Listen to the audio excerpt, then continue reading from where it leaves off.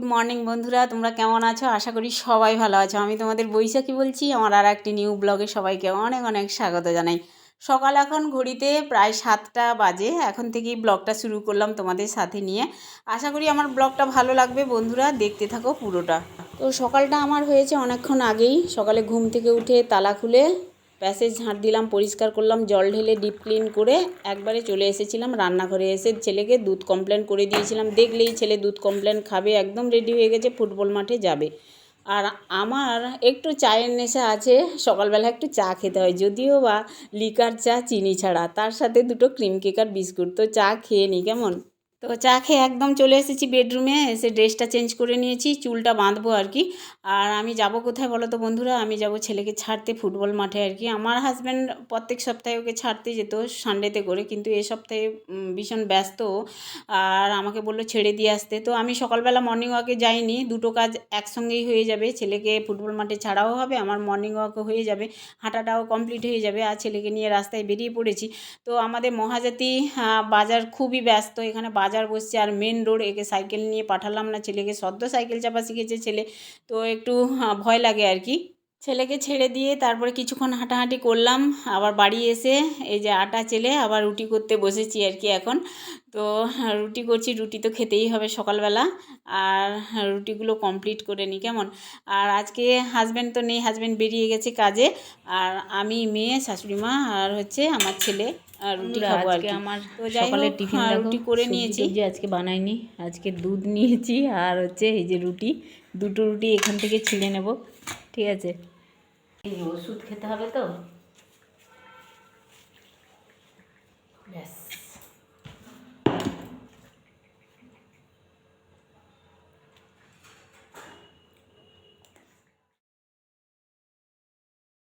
তো আমার তো দুধ রুটি ভীষণ পছন্দের একটি খাবার। আর কার কার পছন্দ দুধ রুটি অবশ্যই কমেন্টে জানিও। আর তার সাথে যদি একটু কলা হয় ভালোই লাগে। আগে না কাঁঠালি কলা একটা দুটো খেতাম, রুটি দুধ কলা, বেশ ভালোই লাগতো। এখন তো হাই সুগারের জন্য আর কলাটাও বন্ধ করে দিয়েছে, কোনো কলা বা ফল খাওয়া হয় না, শুধু শশা আর পেয়ারা ছাড়া আর কি। তো সকালে টিফিন খেয়ে ওষুধ খাবো, রুমে এসেছি। আর রুমের মধ্যে অনেক কাজ আছে, বিছানাপত্র সব পড়ে আছে। সকালবেলা একেবারে টাইম হয়নি, ঘুম থেকে ওঠার পরে আর বিছানা গোছানো হয়নি, কিন্তু এক্ষুনি গুছাতে হবে। ওই পাশে জানলা খোলা হয়নি, জানলা খুলবো। এইদিকে জানলা তো সকালবেলায় খুলে দিয়েছি। আর রোদ উঠেছে আজকে মোটামুটি। তো চলো জানলা খুলি, বিছানা তুলি, ঠিক আছে। দেখতে পাচ্ছ একেবারে বিছানার মানে পরিস্থিতিটা কি, আগের পরিস্থিতিটা কি আর এখন পরিস্থিতিটা আমি কি করে দেবো, তোমরাই শুধু দেখো কেমন।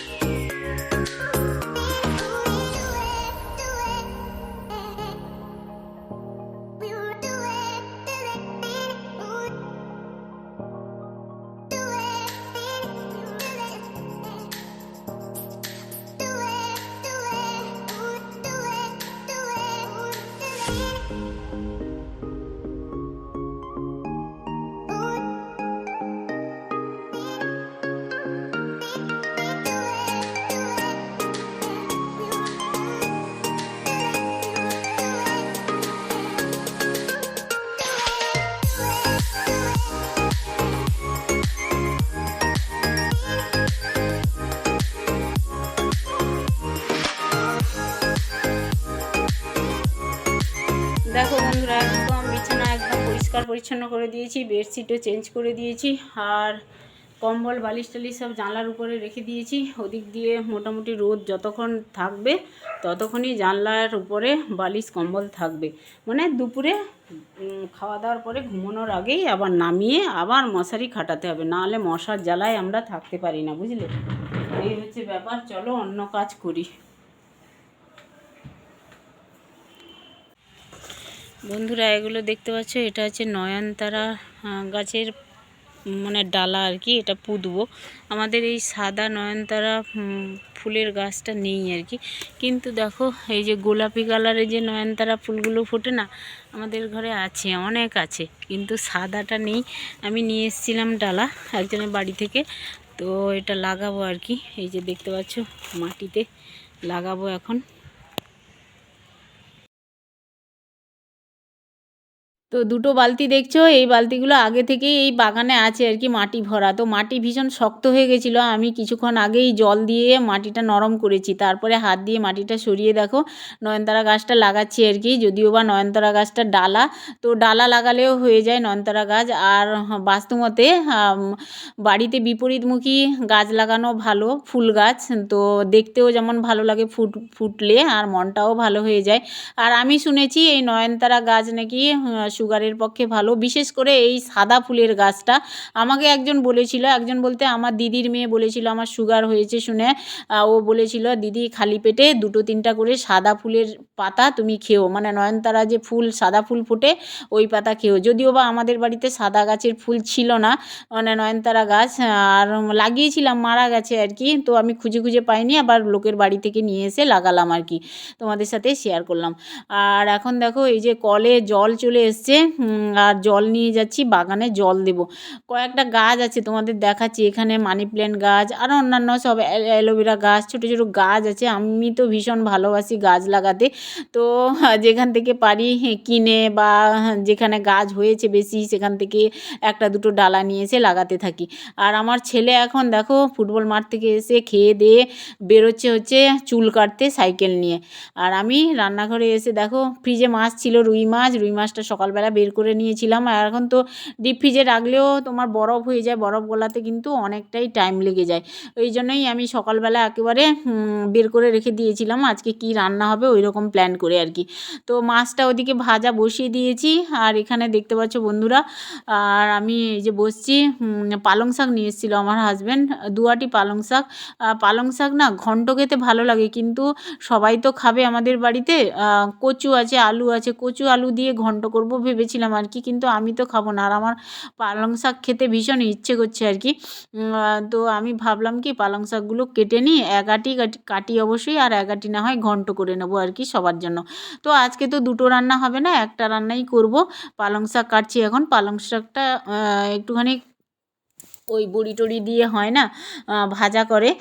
আমি আজকে দেখি ওই বড়ি দিয়েই ভাজা করব। আমাদের বাজার থেকে বড়ি নিয়ে এসেছে, কী বলবো বন্ধুরা, বাজারের বড়িগুলো একদম ভালো না, কেমন একটা টক টক লাগে খেতে। যাই হোক, নিয়ে এসছে আমার হাজব্যান্ড 1 প্যাকেট, আর আমি মানে বড়ি দিয়েই পালং শাকটা ভাজা করব আর কি।